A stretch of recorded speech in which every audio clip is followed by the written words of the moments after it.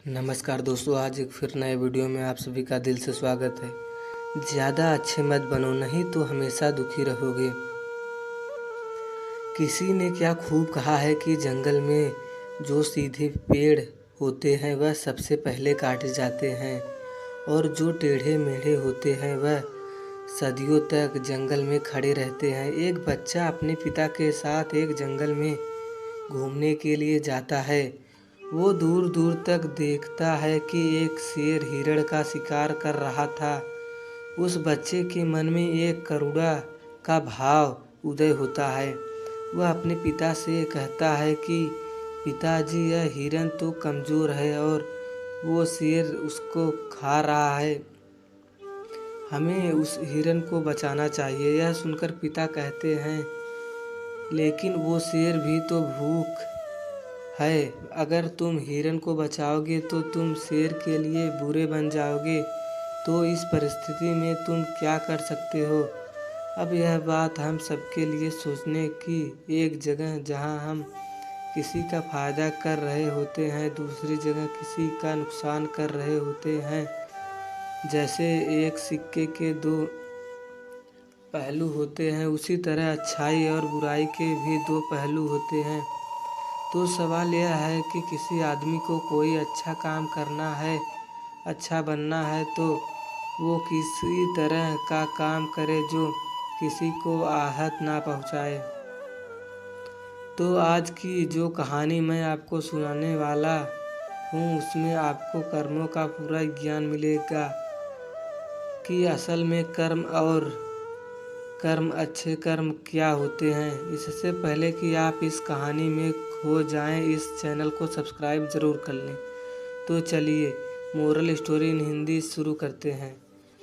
बात उस समय की है जब गुरुकुल में शिक्षाएं हुआ करती थी। मतलब गुरुकुल में बच्चे सीखने के लिए जाते थे, वहीं पर रहते थे, वहीं पर प्रकृति का आनंद लेते थे और वहीं पर अपनी शिक्षाएं ग्रहण करते थे। ऐसे बेरो गांव का मोहन नाम का एक युवक गुरुकुल में पढ़ाई करने के लिए जाता है। उसके माता पिता से बचपन में ही उसे गुरुकुल भेज देते हैं। गुरुकुल में जाने के बाद बहुतों साल तक वह अपने सहपाठियों के साथ बहुत अच्छी अच्छी शिक्षाएं ग्रहण करता है। उसे वहाँ पर जीवन के सिद्धांत सिखाए जाते हैं। उनमें से एक सिद्धांत यह सिखाया जाता है कि हमेशा भलाई का काम करो, अच्छा काम करो, सबकी मदद करो। यह ज्ञान मोहन के दिमाग में बहुत गहरे से बैठ गया था। इसलिए जब वह वापस गुरुकुल से शिक्षा ग्रहण करके आया तो वह अपने गांव में सबकी मदद करता, हर किसी का काम करता था। कोई भी युवक उससे कोई काम करने के लिए कहता तो वो मना नहीं करता था। लेकिन जैसे जैसे समय बीतता गया, एक दिन उसने अपने कानों से छुपकर सुना कि गांव के कुछ युवक उसका मजाक बना रहे थे। वह सब कह रहे हैं कि वह तो फ़ायदा उठाने के लिए है, उसके तो मज़े लो, उसका तो लाभ उठाओ जितना हो सके। वो किसी के काम को मना नहीं करते, वो दूसरों का काम करने के लिए अपना काम भी छोड़ देता है। बताओ कितना मूर्ख है। यह सुनने के बाद मोहन के कानों में खून उतर आया। निष्पक्ष भाव से सबकी मदद करता था, सच्चे दिल से करता था। लेकिन बदले में उसे क्या मिला, ये सुनकर उसका दिल सहम गया और उसने मन ही मन निश्चय किया कि आज के बाद वो किसी की भी मदद नहीं करेगा। और अब मोहन गांव का ऐसे युवक बन चुका था जो किसी की मदद नहीं करता था। चाहे कोई कितना भी परेशानी में क्यों न हो, मोहन को कोई फर्क नहीं पड़ता था। मोहन का ये बदलाव देखकर सब गांव वाले आश्चर्यचकित हो गए। कल तक जो दया का सागर था, इतना दयालु था, कुछ समय में इतना निर्दय बन गया। यह देखकर मोहन माता पिता को भी उसकी बहुत चिंता हो गई। उन्होंने अपने बेटे से पूछा कि बेटा, ऐसी क्या बात हो गई है तुम इतना क्यों बदल गए हो? तो मोहन ने कहा, इस जमाने में किसी की भलाई करके कुछ हासिल नहीं होता। ये बात मैं महसूस कर चुका हूँ। मैंने जीवन में जितनी भी गुरुकुल से शिक्षाएं ग्रहण की, वो सारी शिक्षाएं बेकार चले गए हो, व्यर्थ हो गई है, क्योंकि यह संसार किसी का नहीं है। यह सच्चे दिल से कोई किसी की मदद उसको बेवकूफ़ समझा जाता है। और यह कहता है कि मोहन वहीं पर रोने लगा और इसके बाद मोहन बहुत परेशान रहने लगा। उसके माता पिता पहले वाला मोहन चाहते थे, वही मोहन चाहते थे जो सब लोगों की मदद करता था, लेकिन उनका बेटा कहीं दूर निकल चुका था। दिन पे दिन हालत और भी गंभीर होती गई।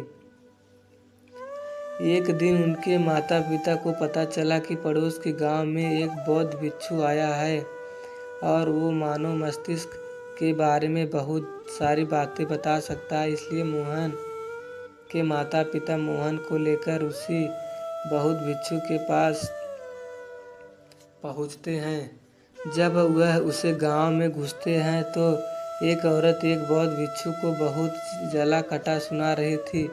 वो कह रही थी कि उनको शर्म नहीं आता, भीख मांगने के लिए आ जाते हैं, दरवाजे पर आकर खड़े हो जाते हैं और पता नहीं ऐसे क्या क्या बात है। लेकिन बौद्ध तो भिक्षा मांगकर ही खाते हैं, उन्हें तो सब कुछ सहना पड़ता है। इसलिए वह बौद्ध भिक्षु एकदम शांत खड़ा हुआ था। उसमें क्रोध का भाव तिनका मात्र भी नहीं था। जब उस भिक्षु को उस घर से भिक्षा नहीं मिली तो वो दूसरे घरों की तरफ निकल गया। यह सारा दृश्य मोहन भी देख रहा था। इसके बाद उसके माता पिता उसी गांव के लोगों से पूछा कर इसे बौद्ध भिक्षु को ठिकाने पर पहुंचाते हैं। वहां पर पहुंचकर वो देखते हैं कि यह वही भिक्षु था जो गांव से भिक्षा मांगकर वापस लौटा था, जो गांव में भिक्षा मांग रहा था और जिससे वह औरत जली कटी बातें सुना रही थी। उसे देखने के बाद मोहन और उसके माता पिता ने उसे प्रणाम किया और वो कहीं बैठ गए। उसके बाद मोहन के माता पिता ने सारी परिस्थिति उसे बयान कर दी। उन्होंने अपने बेटे की जिक्र करते हुए बताया कि यह हमारा बेटा पहले बहुत दयालु हुआ करता था, सबकी मदद करता था, लेकिन अचानक पता नहीं ऐसा क्या हुआ। तब भी यह बिल्कुल उसे पानी भी नहीं पिलाते थे। ऐसा स्वभाव हो गया। इसका हम कुछ समझ नहीं पा रहे कि यह बदलाव अचानक से हुआ कैसे। इससे पहले कि वो बौद्ध भिक्षु को जवाब देता, औरत वो गांव से भिक्षु को जली कटी बातें सुना रही थी। वह अपने बेटे को लेकर वहीं पर पहुंच गई और हाथ जोड़कर उसे प्रार्थना करने लगी कि मेरा बेटा बहुत बीमार है। अचानक से उसे बुखार आया और गांव के लोगों ने बताया कि आप उसकी मदद कर सकते हैं, कृपया करके मेरे बेटे को ठीक कर दीजिए। यह सुनकर बौद्ध भिक्षु तुरंत उस बालक का उपचार करने लगा और कुछ देर बाद औषधियाँ देने के बाद वो बच्चा बिल्कुल स्वस्थ हो जाता है। यह सब देखकर औरत उसे दान देकर प्रणाम करके वापस लौट जाती है। यह सारा दृश्य मोहन भी देख रहा था। मोहन के मन में एक सवाल उठ रहा था और जब वह इसका कोई जवाब नहीं ढूंढ पाया तो उसने इस बौद्ध भिक्षु से पूछा, शायद आपने पहचाना नहीं, वो वही औरत थी जो आपको जली काटी सुना रही थी, जो गांव में आपको भिक्षा देने से मना कर रही थी। शायद आपने उसे पहचाना नहीं तो आप उसकी मदद नहीं करते। यह सुनकर वह बौद्ध भिक्षु मुस्कुराने लगता है। उसके बाद वो बौद्ध भिक्षु मोहन को बताता है कि दूसरों की अच्छाई करने से कुछ अवस्थाओं में दुख मिलता है, लेकिन तुम अगर अपने कर्मों का सिद्धांत समझ लेते हो तो अच्छाई और बुराई इसके सारे भेद तुम्हारे सामने स्पष्ट हो जाएंगे। मैं भली भांति जानता था कि वो औरत वही है, लेकिन मैंने कोई बुरा भाव रखे हुए वही किया जो मेरा कर्तव्य था। जब आप किसी का भलाई या किसी की अच्छाई बिना किसी लालच के करते हैं तो बिना किसी बदले के करते हो, वही अच्छाई होती है। लेकिन अक्सर हम लोग जब किसी की मदद करते हैं तो हमारे मन में यही भावना बन जाती है कि बदले में वह इंसान भी मेरा मदद करे, लेकिन ज़रूरत पड़ने पर जब वह हमारी सहायता करता तो हमें दुख होता है। इसलिए किसी भी इंसान के साथ बिना कुछ पाने के भाव से उसका भला करते रहो, और उतना ही भला करो जितना तुम्हारा सामर्थ्य हो, मतलब तुम्हारी आर्थिक और शारीरिक क्षमता के हिसाब से, ताकि कल को अगर वह इंसान तुम्हारे साथ बुरा व्यवहार भी करे तो वह तुम्हें उसको खेद ना हो, उसका पश्चाताप ना। मैंने तो इसके लिए इतना कुछ कर दिया और यह मेरे साथ अब ऐसा व्यवहार कर रहा है, इसलिए किसी का उतना भी भला करो जिससे तुम्हारे आहट ना हो। दूसरी बात, किसी दूसरे परिवार के झगड़ा के बीच में तुम कभी मत पड़ना। अगर कोई पति पत्नी आपस में लड़ रहे हैं और वह पति पत्नी को पीट रहा है और तुम उसे बचाने के लिए पहुंच जाते हो कि तुम भी औरत को क्यों पीट रहे हो, तो ऐसा करना तुमको संकट में डाल सकता है, क्योंकि वही औरत जिसकी तुम मदद करने के लिए गए हो वो यह कह सकती है कि यह हमारी आपस की बात है, तुम्हें इससे क्या लेना देना है, और इसका तुम्हारे पास कोई जवाब नहीं होगा। इसलिए दूसरे के फट्टे में कभी टांग मत अड़ाना। अगर ऐसी स्थिति कभी पैदा हो जाए, कोई तुमसे मदद मांगे तो दरबारी तक खबर पहुंचा दो, अदालत उसका फैसला करेगी। तीसरी बात, आपने विवेक का इस्तेमाल करो। अपनी आंखें खोल कर देखो कि किसे वास्तविक रूप से मदद की ज़रूरत है, कौन ढोंग कर रहा है, क्योंकि अक्सर लोग दया का पात्र होने का दिखावा करके आपको बेवकूफ़ बनाकर आपसे मदद ले लेते हैं।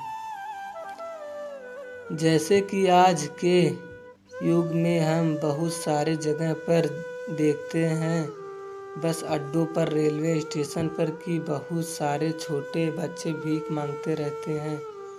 अब उसमें दो स्थितियाँ पैदा होती है।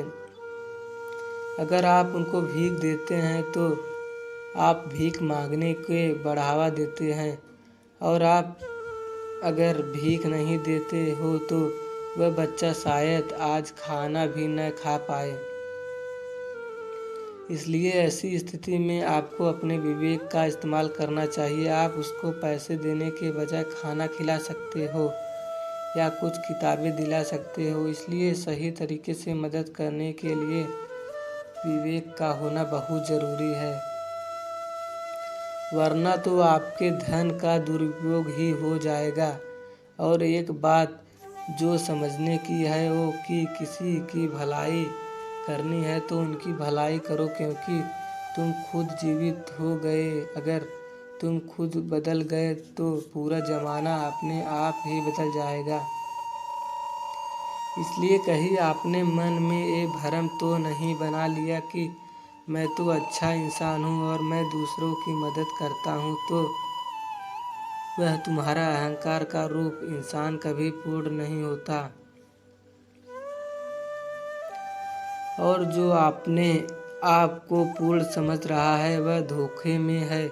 इसलिए दूसरा को बदलने की बजाय खुद को बदलने पर ध्यान दें, और इसके लिए आपको भीड़ में भी अकेला रहना सीखना होगा। आप सबके साथ है, सब में उपस्थित हैं, लेकिन अंदर से आप एकांत है, अंदर से आप शांत है, अंदर से आप मौन है। जब आप अपने एकांत को देख लेते हैं तो आपकी अंतरंत यात्रा चालू हो जाती है। अपने अंदर के एकांत आनंद को उठाने के लिए आपको ध्यान में उतरना होगा। आपको रोज़मर्रा की ज़िंदगी में ध्यान कोई हिस्सा बनाना होगा।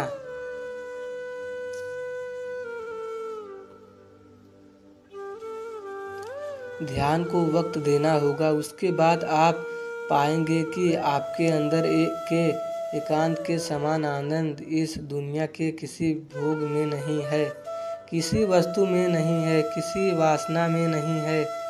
नदी के किनारे पड़ा हुआ छोटा सा पत्थर भी उसे नदी के भाव से कट कट कर बहुत मुलायम हो जाता है। उसमें कोई दरार, कोई कोना नहीं बचता। उसी तरह ध्यान के निरंतर भाव में बहने से उसी तरह निर्मल हो जाता है, जिसके बाद हम किसी भी चीज़ को महसूस कर सकते हैं, जिसके बाद हम वर्तमान का मतलब समझते हैं, जिसके बाद हमारे अंदर करुणा का उदय होता है। वो करुणा जो किसी विषय वस्तु से नहीं जुड़ी हुई। इसलिए दोस्तों, आज से ही अपनी अंतर यात्रा चालू कर दें। अपने जीवन के आनंद को पहचानें, क्योंकि ज़िंदगी बहुत छोटी है।